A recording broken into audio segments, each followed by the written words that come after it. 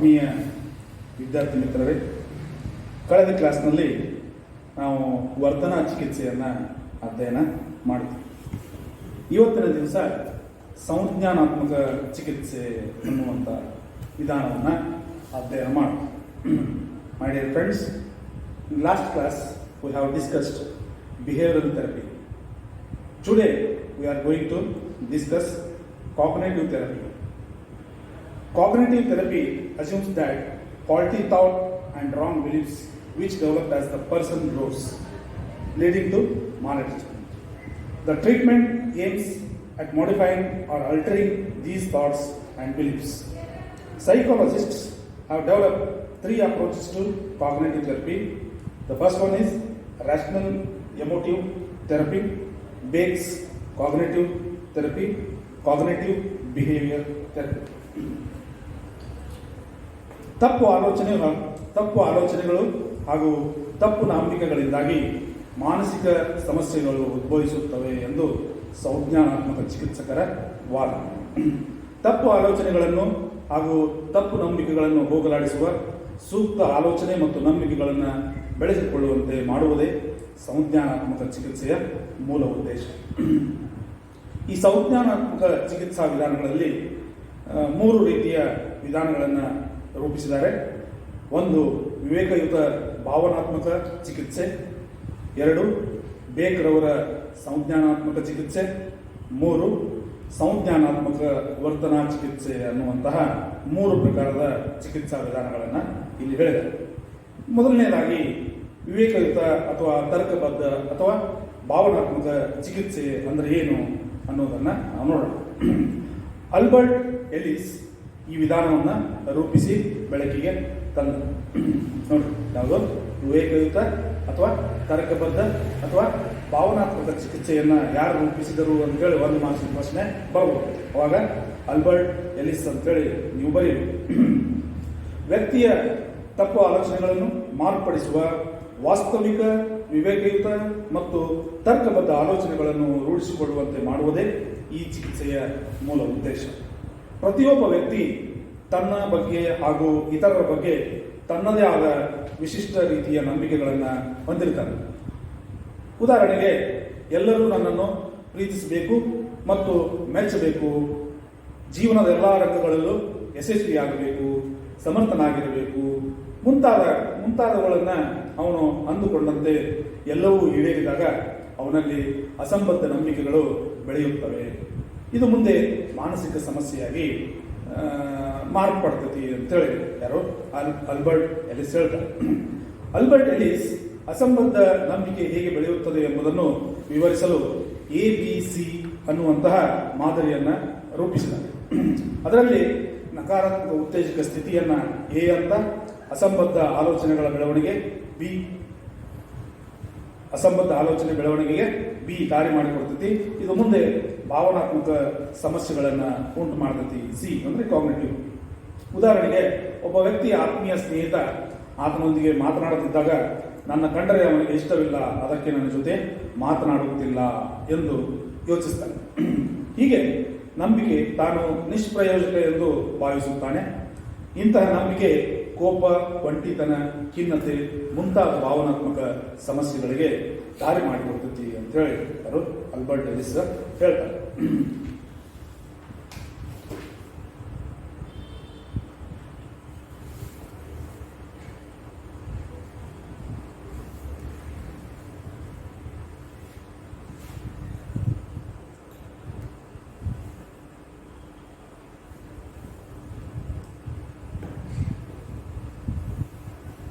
Therapy, its short form is RET.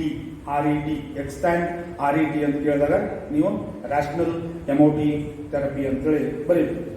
It was developed by Albert Ellis in 1970, which attempts to restructure a person's beliefs system into a realistic, rational and logical set of views. Each person holds a unique set of assumptions about him or herself and others, such as that she or he should be loved or approved by everyone, be competent adequate and successful in all aspects of life. When this is not achieved, the person develops irrational belief which leads to mental dysfunction. Ellis developed ABC model to explain how irrational beliefs develop in which the negative activating conditions lead to development of irrational thinking. That in turn leads to emotional consequences. If a person's close friend does not speak to him or her, the person may think about she or he event as the friend is ignoring him, does not like him, he believes about himself as worthless, which leads in developing emotional responses like anger, loneliness, and depression. This therapy attempts to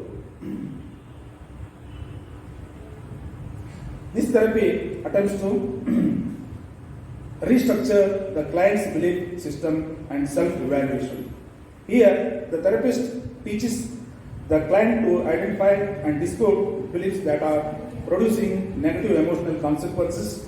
These stumbling blocks to the personal growth and are removed by the therapist, and a change in behavior in the client is brought about. So second one is Beck's cognitive therapy. Aaron Beck developed cognitive therapy which was originally used to treat depression and was later extended to anxiety disorders, eating disorders, conduct disorders in children, personality disorders, and substance abuse. This therapy assumes that the dysfunctional thoughts about the self, world, and future, which is referred to as cognitive tired, leads to mental dysfunctioning or distress.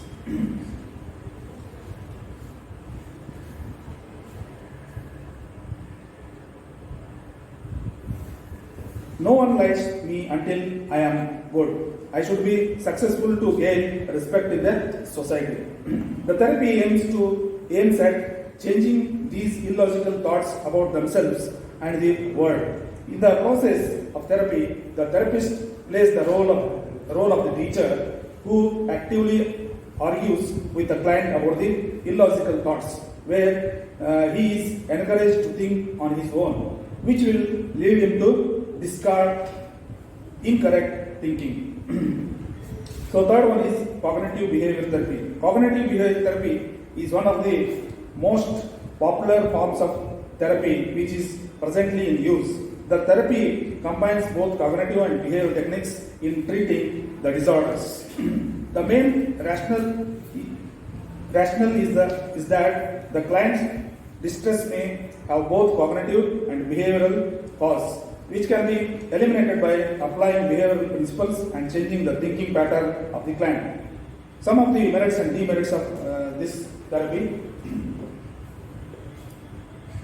It is economical and effective for both client and therapist. And second one is, it deals with the here and now and focuses on strategies. Third one is, it is effective in treating depression and anxiety disorders as illogical thinking is modified. Demerits of this therapy are the price role of cognitive processes yet to be determined. The maladaptive cognitions seen in psychological disturbed people could be a consequence rather than a cause. The cognitive model is narrow in scope. Thinking is just one part of human functioning. Broader issues need to be addressed. The third one is ethical issues. RET is a directive therapy aimed at changing cognition, sometimes quite forcefully. For some, this may be considered an unethical approach. So these are some demerits of this therapy. Baker ಅವರ ಸಂಜ್ಞಾನಾತ್ಮಕ ಚಿಕಿತ್ಸೆ. Aaron ಬೇಕ್ ಸಂಜ್ಞಾನಾತ್ಮಕ ಚಿಕಿತ್ಸೆ ವಿಧಾನವು ಮೂಲತಃ ಖಿನ್ನತೆಯನ್ನು ಗುಣಪಡಿಸಲು ಸೀಮಿತವಾಗಿತ್ತು. ನಂತರ ಇತರ ಮಾನಸಿಕ ಸಮಸ್ಯೆಗಳನ್ನು ಗುಣಪಡಿಸಲು ಈ ವಿಧಾನವನ್ನು ಬಳಸಲಾಯಿತು. ಬೇಕರ್ ಅವರ ಸಂಜ್ಞಾನಾತ್ಮಕ ಚಿಕಿತ್ಸೆಯ ವಿಧಾನ ಪ್ರಕಾರ ವ್ಯಕ್ತಿ ತನ್ನ ಬಗ್ಗೆ, ಪ್ರಪಂಚದ ಬಗ್ಗೆ ಹಾಗೂ ಭವಿಷ್ಯದ ಬಗ್ಗೆ ಬೆಳೆಸಿಕೊಂಡಿರುವ ನಕಾರಾತ್ಮಕ ಆಲೋಚನೆಗಳು ಅವನಲ್ಲಿ ಸಮಸ್ಯೆಗಳನ್ನು ತಂದೊಡ್ತವೆ ಅಂತೇಳಿ ಹೇಳ್ತಾರೆ. ಬೇಕರ್ ಅವರ ಸಂಜ್ಞಾನಾತ್ಮಕ ಚಿಕಿತ್ಸಾ ವಿಧಾನವು ಇಂತಹ ತರ್ಕರಹಿತ ಹಾಗೂ ಅಸಂಬದ್ಧ ಆಲೋಚನೆಗಳನ್ನು ಬದಲಾಯಿಸುವ ಗುರಿ ಹೊಂದಿದೆ. ಇಲ್ಲಿ ಚಿಕಿತ್ಸಕನು ಒಬ್ಬ ಶಿಕ್ಷಕನ ರೀತಿ ಕಾರ್ಯನಿರ್ವಹಿಸುತ್ತಾನೆ ಮತ್ತು ಕಕ್ಷಿಯ ಜೊತೆ ಆತನ ತರ್ಕರಹಿತ ಆಲೋಚನೆಗಳನ್ನು ಕುರಿತು ವಾದಕ್ಕೆ ಇಳಿಯುತ್ತಾನೆ. ಕಕ್ಷಿ ತನ್ನದೇ ಆದ ರೀತಿಯಲ್ಲಿ ಆಲೋಚಿಸುವಂತೆ ಮಾಡುವಂತಹ ಕೆಲಸವನ್ನ ಮಾಡ್ತಾನೆ. ಇದರಿಂದ ಕಕ್ಷಿಯ ತರ್ಕರಹಿತ ಆಲೋಚನೆಗಳನ್ನು ತೊಡೆದು ಹಾಕಲು ಸಾಧ್ಯ ಆಗ್ತತಿ ಅಂತೇಳಿ ಯಾರು ಆರಂಭೆ ಹೇಳ್ತಾರೆ. ಇನ್ನು ಮೂರನೇದು ಸಂಜ್ಞಾನಾತ್ಮಕ ವರ್ತನಾ ಚಿಕಿತ್ಸೆ. ಈಗ ಬಳಕೆಯಲ್ಲಿರುವ ಚಿಕಿತ್ಸಾ ವಿಧಾನಗಳಲ್ಲಿ ಸಂಜ್ಞಾನಾತ್ಮಕ ವರ್ತನಾ ಚಿಕಿತ್ಸಾ ವಿಧಾನವು ಬಹಳ ಪ್ರಸಿದ್ಧಿಯನ್ನ ಪಡೆದಂತಹ ವಿಧಾನವಾಗಿದೆ. ಸುಲಭವಾದ ಮತ್ತು ಪರಿಣಾಮಕಾರಿ ವಿಧಾನ ಇದು ಅಂತೇಳಿ ಕರೆಸಿಕೊಂಡಿದೆ. ವಿಧಾನದಲ್ಲಿ ಸಂಜ್ಞಾನಾತ್ಮಕ ಹಾಗೂ ವರ್ತನಾ ವಿಧಾನಗಳ ತಂತ್ರಗಳನ್ನು ಬಳಸಿ ಚಿಕಿತ್ಸೆಯನ್ನ ನೀಡುತ್ತಾರೆ. ಈ ರೀತಿ ಎರಡೂ ತಂತ್ರಗಳ ಬಳಕೆಯ ಹಿಂದಿರುವ ಅಂಶವೆಂದರೆ ಕಕ್ಷಿಯ ಸಮಸ್ಯೆಗೆ ಸಂಜ್ಞಾನಾತ್ಮಕ ಅಂಶಗಳು ಹಾಗೂ ವರ್ತನಾ ಅಂಶಗಳೆರಡು ಕಾರಣ ಎಂಬುದು. ಕಕ್ಷಿಯ ಸಮಸ್ಯೆಗಳು ಬಗೆಹರಿಯಬೇಕಾದರೆ ಕಕ್ಷಿ ವರ್ತನಾ ತತ್ವಗಳನ್ನು ಅನುಸರಿಸಬೇಕು ಮತ್ತು ತನ್ನ ಆಲೋಚನೆ ವಿಧಾನವನ್ನು ಬದಲಾಯಿಸಿಕೊಳ್ಳಬೇಕು ಎಂದು ಈ ಚಿಕಿತ್ಸಾ ವಿಧಾನ ಒತ್ತಿ ಹೇಳ್ತದೆ. ಸಂಜ್ಞಾನಾತ್ಮಕ ವರ್ತನಾ ಚಿಕಿತ್ಸಾ ವಿಧಾನದ ಒಂದು ಅಂತರವೆಂದರೆ ಇದು ಸ್ಥೂಲ ಸಮಸ್ಯೆಗಳನ್ನು ಪರಿಣಾಮಕಾರಿಯಾಗಿ ಬಗೆಹರಿಸ್ತೀವಿ ಅಂತೇಳಿ ಹೇಳ್ತದೆ. ಇನ್ನು ಮುಂದಿನ ಥೆರಪಿ ಯಾವಪ್ಪ ಅಂದರೆ ಮಾನವತಾ ಚಿಕಿತ್ಸಾ ವಿಧಾನ, ಹ್ಯುಮನಿಸ್ಟಿಕ್ ಥೆರಪಿ ಅಂತೇಳಿ ಕರೀತಾರೆ.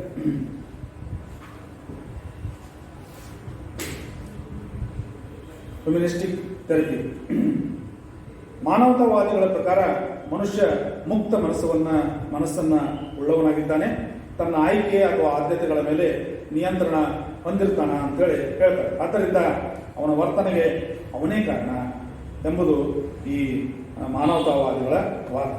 ಅಬ್ರಾಹಿಂ ಮಾಸ್ಲೋ ಮತ್ತು ಕಾರ್ಲ್ ರೋಜರ್ಸ್ ಎಂಬ ಇಬ್ಬರು ಮಾನವತಾ ಮನೋವಿಜ್ಞಾನಿಗಳು ಪ್ರಕಾರ ಮನುಷ್ಯರು ಜೀವನದಲ್ಲಿ ಮೇಲೆ ಬರಲು ಹಾಗೂ ಆತ್ಮಸ್ಥಿತಿ ಸ್ಥಾಪಿಸಲು ಪ್ರಯತ್ನ ಪಡ್ತಾರೆ. ಆಂತರಿಕ ಪ್ರಚೋದನೆಯ ಪರಿಣಾಮವಾಗಿ ಮನುಷ್ಯ ತನ್ನ ಸಾಮರ್ಥ್ಯಗಳನ್ನು ಅರ್ಥ ಮಾಡಿಕೊಂಡು ತನ್ನ ಸೃಜನಾತ್ಮಕತೆ ಮತ್ತು ಸ್ವಾತಂತ್ರ್ಯದ ಮೂಲಕ ಅತ್ಯುತ್ತಮನಾಗಲು ಪ್ರಯತ್ನ ಪಡ್ತಾನೆ. ಒಂದು ವೇಳೆ ತನ್ನ ಪ್ರಯತ್ನದಲ್ಲಿ ವಿಫಲನಾದರೆ ದುಃಖನಾಗ್ತಾನೆ ಮತ್ತು ಮಾನಸಿಕವಾಗಿ ಜರ್ಜರಿತನಾಗ್ತಾನೆ ಅಂತೇಳಿ ಹೇಳ್ತಾರೆ. ಇಂತಹ ಸನ್ನಿವೇಶದಲ್ಲಿ ಚಿಕಿತ್ಸಕರು ಪ್ರಮುಖ ಪಾತ್ರವನ್ನು ನಿರ್ವಹಿಸ್ತಾರೆ. ಕಕ್ಷಿಯು ತನ್ನ ಸಮಸ್ಯೆಯಿಂದ ಹೊರಬಂದು ತನ್ನ ಸಾಮರ್ಥ್ಯಗಳನ್ನು ಅರ್ಥ ಮಾಡಿಕೊಂಡು ಬದುಕಿನಲ್ಲಿ ಮತ್ತೆ ಆತ್ಮವಿಶ್ವಾಸದಿಂದ ಮುಂದುವರಿಯುವಂತೆ ಮಾಡುವಂಥ ಕೆಲಸವನ್ನ ಇಲ್ಲಿ ಮಾನವತಾವಾದಿ ಚಿಕಿತ್ಸಾ ವಿಧಾನದಲ್ಲಿ ಮಾಡ್ತಾರೆ. ಕಾರ್ಲ್ ರೋಜರ್ಸ್ ಅವರು ಕಕ್ಷಿ ಕೇಂದ್ರಿತ ಚಿಕಿತ್ಸಾ ವಿಧಾನ ಎಂಬ ವಿನೂತನವಾದಂತಹ ವಿಧಾನವನ್ನು ರೂಪಿಸಿದ್ದಾರೆ. ಈ ಚಿಕಿತ್ಸೆಯ ಮೂಲ ಉದ್ದೇಶ ಏನಪ್ಪಾ ಅಂತಂದ್ರೆ ತನ್ನ ಸಾಮರ್ಥ್ಯಗಳನ್ನು ಅರ್ಥ ಮಾಡಿಕೊಂಡು ಜೀವನದ ಅತ್ಯುನ್ನತ ಗುರಿಯಾದ ಆತ್ಮಸಿದ್ಧಿಯನ್ನ ಸಾಧಿಸುವಂತೆ ಮಾಡುವುದು. ಅದಕ್ಕಾಗಿ ಪೂರಕ ಪರಿಸರವನ್ನ ಕಕ್ಷಿಗೆ ಒದಗಿಸಿಕೊಡಲಾಗ್ತದೆ ಅಂತೇಳಿ ಹೇಳ್ತಾರೆ. ಕಕ್ಷಿ ಕೇಂದ್ರಿತ ಚಿಕಿತ್ಸಾ ವಿಧಾನದಲ್ಲಿ ಚಿಕಿತ್ಸಕ 3 ಪ್ರಮುಖ ಲಕ್ಷಣವನ್ನು ಹೊಂದಿರಬೇಕು. ಒಂದು, ಯಥಾರ್ಥತೆ ಅಥವಾ ಸಹಜತನ.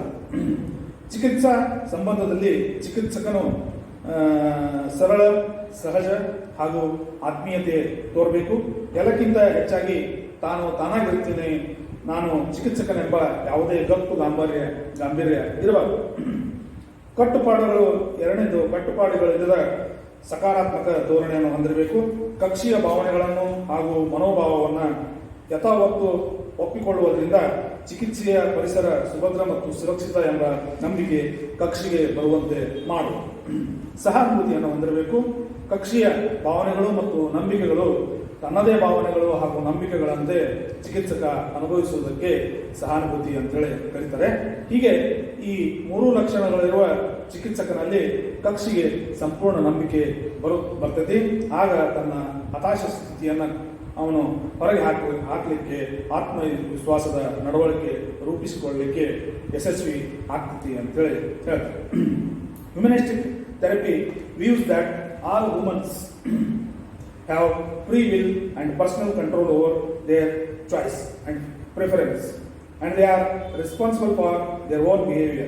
Maslow and Rogers The two main humanistic psychologists view that humans strive to achieve personal growth and self-actualization, an innate force to realize one's potential through creativity, independence, and to be the best.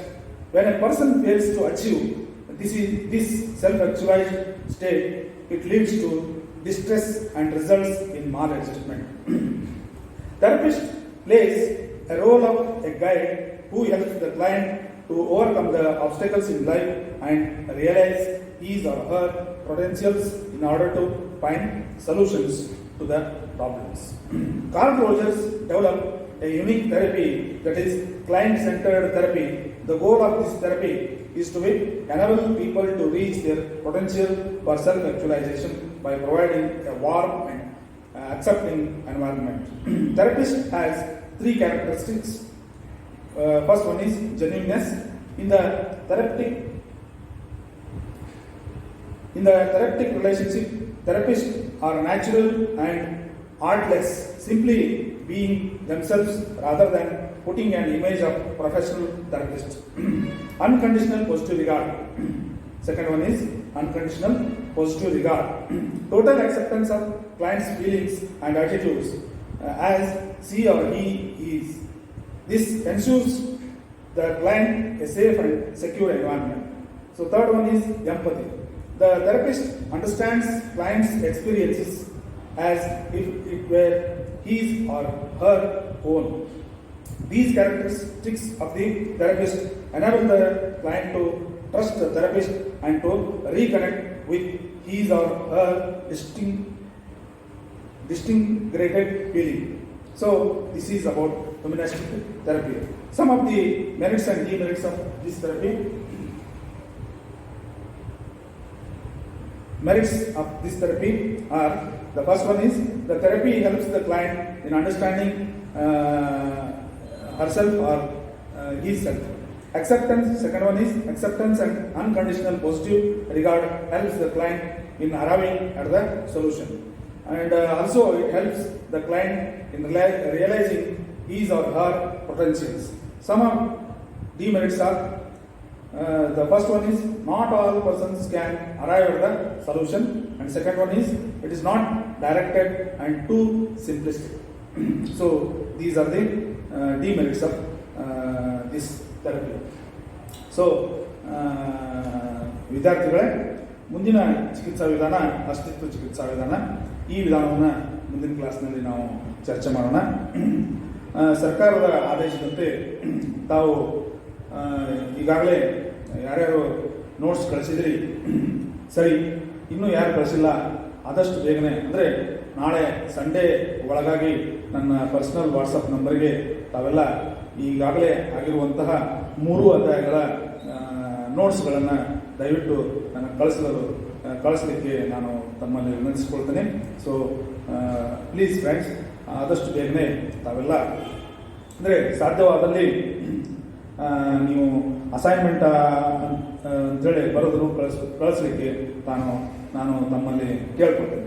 ಅಂದರೆ ಒಂದು ಚಾಪ್ಟರ್ಗೆ 2 ಅಸೈನ್ಮೆಂಟ್ಸ್ಗಳು, ಅಂದರೆ 3 ಚಾಪ್ಟರ್ಗೆ 6 ಅಸೈನ್ಮೆಂಟ್ಗಳನ್ನು ಎಷ್ಟು ಸಾಧ್ಯನೋ ಅಷ್ಟು ಬೇಗ, ಅಂದರೆ as early as possible before Sunday ಒಳಗಾಗಿ ನನಗೆ ನನ್ನ ಪರ್ಸನಲ್ ವಾಟ್ಸಪ್ಪಿಗೆ ಕಳಿಸಿದರೆ ಒಳ್ಳೆಯದು. ಆದಷ್ಟು ಬೇಗ 2, ಅಂದರೆ ಮೊದಲನೇ ಅಧ್ಯಾಯದಲ್ಲಿ 2, ಎರಡನೇ ಅಧ್ಯಾಯದಲ್ಲಿ 2 ಮತ್ತು 3ನೇ ಅಧ್ಯಾಯದಲ್ಲಿ 2 ಅಸೈನ್ಮೆಂಟ್ಗಳನ್ನು, ಅಂದರೆ ನಿಮ್ಗೆ ಯಾವುದು ಬರೀಬೇಕು ಅನಿಸ್ತೈತಿ ಆ ಸಬ್ ಟಾಪಿಕ್ ಮೇಲೆ ಬರೆದು ನನಗೆ ಕಳಿಸ್ರಿ ಅಂತೇಳಿ ನಾನು ತಮ್ಮಲ್ಲಿ ಕೇಳ್ಬೋದು. Thank you very much.